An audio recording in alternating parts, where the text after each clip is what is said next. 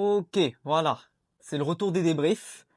J'ai pas pu débriefer le match face à Talavera, et heureusement, parce qu'on a eu le droit à un match bien pourri. Victoire 2-0 du Real Madrid face à Séville. J'ai beaucoup de choses à dire dans cette vidéo. Déjà, j'espère que vous allez bien, les amis, que vous avez passé une superbe journée. Bon, je suis pas content. Je suis pas content, on finit cette année. Bon, il y a la victoire, mais on la finit pas en beauté. Voilà, la beauté footballistique, le Real Madrid ne connaît plus la beauté footballistique, hein, il faut le dire honnêtement. J'ai pas compris l'enchaînement des possibles penalty, penalty, pas penalty à la fin. On dépend des pénaux, voilà, je vais vous dire honnêtement, on dépend des pédos.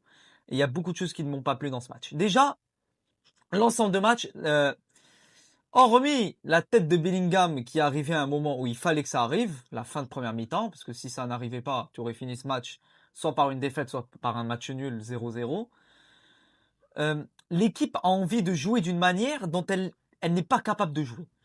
Tu ne maîtrises pas certaines choses. Il y a certaines passes, tu n'arrives même pas à faire des passes, des contrôles, des passes laser, comme par exemple Güler. Allez, on va prendre en exemple Güler, mesdames et messieurs. Güler, Xabi Alonso, tu le places très bas. Tu le places très bas. Le mec, il voudra toujours tenter des passes laser en faisant en sorte de se dire « Ah, je suis le mec qui fera les longues passes ». C'est pas du Kroos. Normalement, le rôle du joueur, de ce joueur-là, ça devrait être Bellingham. C'est Bellingham qui doit prendre ce rôle de joueur relayeur très bas pour construire. Güler n'en est pas capable. Pour moi, Güler n'en est pas capable. Je ne l'ai pas vu aujourd'hui. Güler doit inverser sa position avec Bellingham. Bellingham, oui, ça marque, mais on a besoin d'un joueur comme Bellingham. Comme l'a dit Benzema, chacun a son poste. Chacun a son poste. Oui, tu marques, mais on ne doit pas dépendre d'un milieu de terrain qui marque. Sinon, à quoi servent les attaquants? À quoi ils servent? Parce que ça aussi, j'ai envie de dire, dénoncer ça. Jouer à trop en attaque, pour moi, ça sert à rien. Voilà, ça sert strictement à rien. Oui, Rodrigo est bon. Voilà, on va dire honnêtement, Rodrigo c'est bien, il est sur une bonne dynamique, il enchaîne. Il n'est pas buteur ce soir, mais malgré ça, il est provocateur, il provoque. À la sortie de Vinicius, sur le côté gauche, en une action les gars, il a proposé plus que Vinicius. Même si Vini, il veut enchaîner, il n'y a personne qui l'aide. Vini a envie d'apporter. Vini a envie d'apporter. Et le jeu de Vini fait qu'il doit être aidé. Il n'est pas aidé. Il n'est pas aidé et même individuellement, je ne le trouve pas bon. Voilà, je le trouve pas bon. Mbappé, pendant tout le match, je vais pas vous mentir que je l'ai trouvé beaucoup trop concentré sur cette idée de marquer que d'être dans le jeu avec ballon, essayer d'être calme dans le jeu. Je l'ai pas trouvé bon. Voilà, je vous dis honnêtement, je l'ai pas trouvé bon dans sa manière de décrocher comme il le fait habituellement. Il était bien concentré à marquer ce but pour égaler le record de CR7. Voilà, honnêtement. Le milieu de terrain en globalité, aucune construction, aucune cohérence de jeu. C'est ça, le Real Madrid des dernières années. Je ne vais pas vous dire que c'était un Real Madrid qui jouait d'une manière jolie au football. On jouait pas de la meilleure des manières, mais c'était cohérent. Tu avais un milieu, une défense, une attaque. La défense aujourd'hui, elle a pris l'eau. Heusen. Non mais à un moment, il faut m'expliquer. Faut m'expliquer, Heusen. Comment tu peux avoir ton niveau miroir en une demi-saison? Début de saison, c'est bon, tout est bon. Fin de saison, fin de début de saison, c'est horrible. Le mec n'arrive même plus à prendre de vitesse un joueur. Je le trouve, il est capable de trembler. Il est pas rassurant du tout. Il n'est pas du tout rassurant, Heusen. Pareil pour Fran Garcia, qui n'a pas le niveau du Real Madrid. Qui n'a pas le niveau du Real. Toutes ses prises de balles, c'est un mauvais contrôle, une mauvaise conduite de balle, c'est pas bon.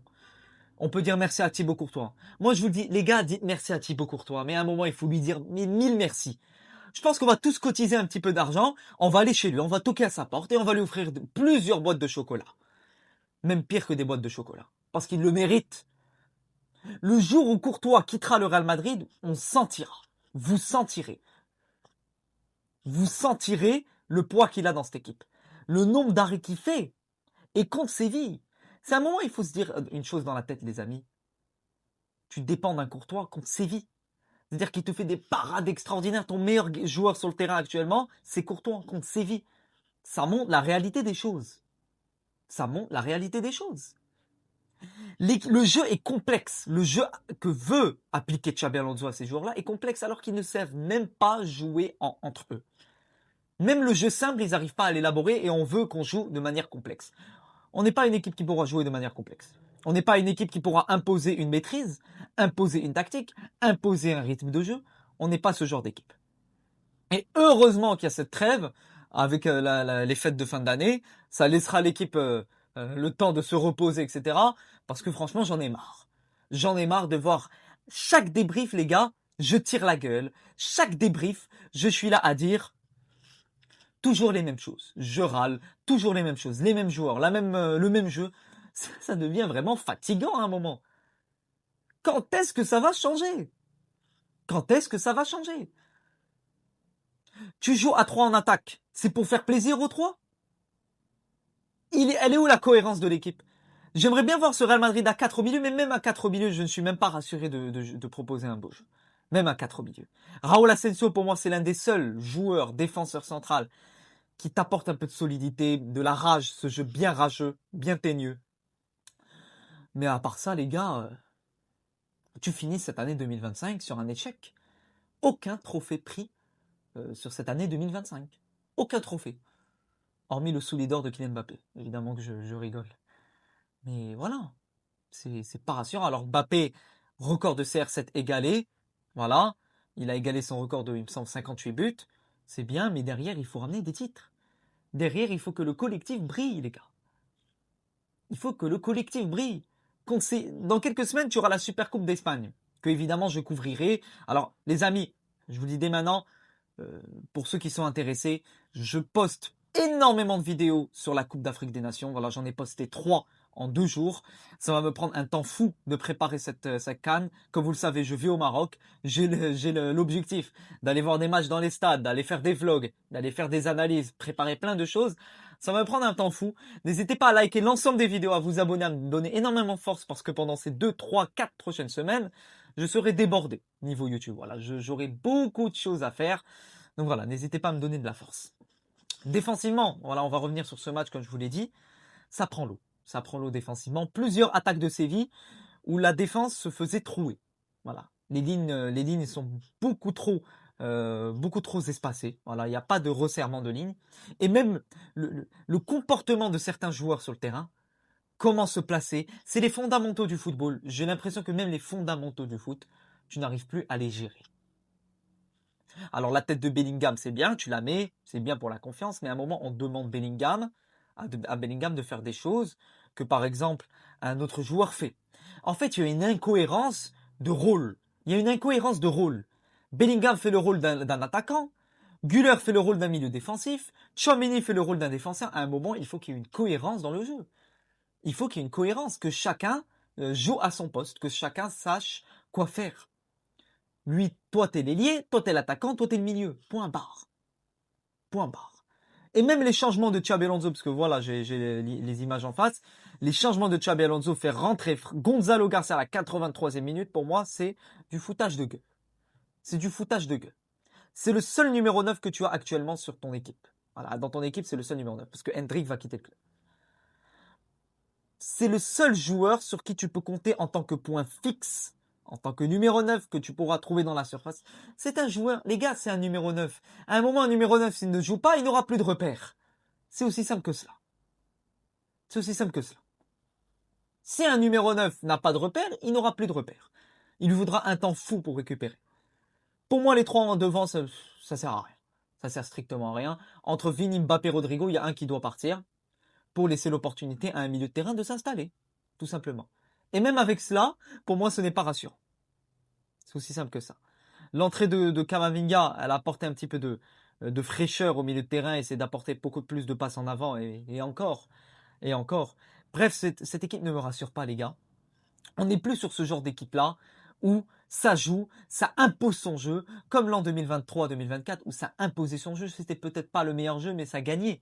Ça gagnait. Ça gagnait. Et les pénaltys, on en parle. Les 3 potentiels pénaux, alors tu prends un penalty. Ensuite, 2 minutes après, tu as un péno qui heureusement est refusé parce que voilà, le joueur touche du ballon juste avant. Tu as un 3e potentiel péno, heureusement que c'est en dehors de la surface. À un moment, on ne peut pas dépendre que des pénaux. Il y a 3 dépendances. Tu dépends de Mbappé, s'il est dans son bon jour. Tu dépends de Courtois, tu dépends des pénaux et des petites actions individuelles. À un moment, c'est pas comme ça que ça marche. La deuxième partie de saison, on se fera marcher dessus. C'est la réalité du football. C'est aussi simple que ça.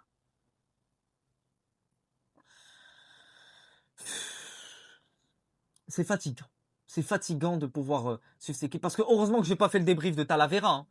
Heureusement que j'avais mes partiels, heureusement que j'avais mes examens. Mais évidemment que là, on est relancé totalement pour faire des vidéos sur YouTube. Mais le 3-2 également contre Talavera, c'est ça le pire, c'est que si tu n'arrives pas à maîtriser une équipe comme Talavera, qu'est-ce que tu vas maîtriser contre des équipes de Liga? On est retombé bien bas. C'est pire que ce que l'on pense. C'est pire que ce que l'on pense. Voilà, c'est tout ce que je voulais dire pour ce match. N'hésitez pas à me dire encore une fois en commentaire ce que vous pensez. Tchouaméni également, même dans le jeu, c'est beaucoup trop lent, pas assez rassurant. Je ne trouve plus le Tchouaméni qui a envie de tacler. À un moment, il avait découvert le tacle et le fait d'avoir découvert le tacle, ça lui avait donné un certain peps d'énergie à aller chercher des ballons. Là, je le trouve plus rassurant, Aurélien Tchouaméni. Défensivement, c'est horrible. Même Heusen ne me rassure pas. Bref, c'est vraiment pas rassurant. C'est une victoire qui n'est pas rassurante, pas convaincante. C'est tout ce que je voulais dire pour cette vidéo, les amis. N'hésitez pas à liker, à commenter, à partager. On se retrouve très prochainement. La CAN débute demain. Mais avant ça, il y aura le match du FC Barcelone que je débrieferai. J'ai encore une fois beaucoup de choses à faire. J'ai du pain sur la planche. N'hésitez pas à me donner de la force. À la Madrid, Inadabas. Et à bientôt pour de nouvelles aventures. Ciao mes amis.